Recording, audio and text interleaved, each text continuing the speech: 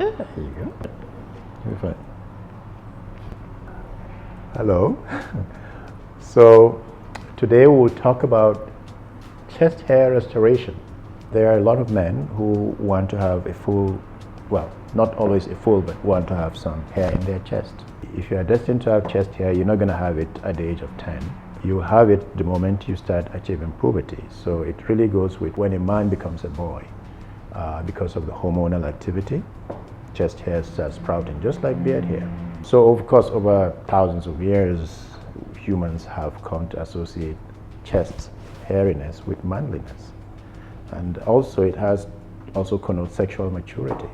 And for that reason, you would have a number of men requesting to have it.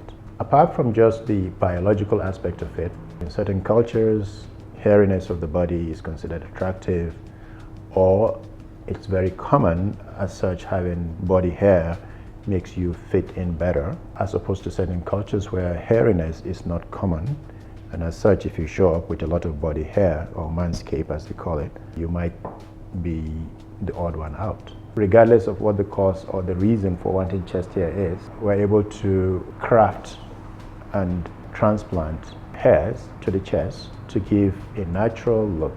You have to be familiar, right, with all the natural patterns of chest hair, because not everybody has a full chest hair and not all patterns are the same. Some men just have it on the side, some have it just in the middle, some have it mostly on the top, and then they could have a variation of all sort of patterns. You can have whorls like cowlicks in the chest. It's very common to have them on the right side, for instance. Obviously, we want to make sure that whatever pattern we create blends with the pre-existing pattern. In situations where we are presented with a bare chest, we will plan with the patient, show them the design we have in mind, and have them approve or go for an alternative design. So in this case, we opted for what is very, very typical. The patient wants a full chest hair look with the downward pointing highway in the middle. It's absolutely important that you end up with a pattern that cannot be discerned as an artificial creation. And I think in this patient we succeeded in doing that. I'll just talk briefly about the aspects of hair restoration that can make or break the success of it.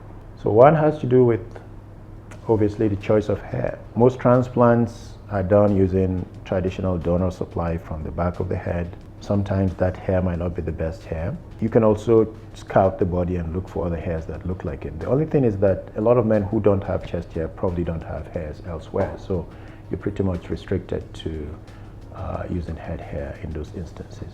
In the case of this patient, we use head hair. So when you do a body hair restoration using head hair, you have to take into account certain nuances. And we like to start off taking care of the margins, and then as we go towards the middle, we start throwing in the bigger hairs. So when we transplant the hair, it has to look like it is flat on the skin for it to look natural, because if it's sticking out, then that will stand out and look harsh and look unnatural. Laying flat on the skin also means you get more coverage with it. When we do body hair, we have to use very thin grafts. We have to trim a lot of the excess tissue and a lot of the excess skin, because if we don't do that, then the patient ends up with a lot of bumps. Sure, the bumps will go away, but it could be a pain for the patient for the time it takes to fade away.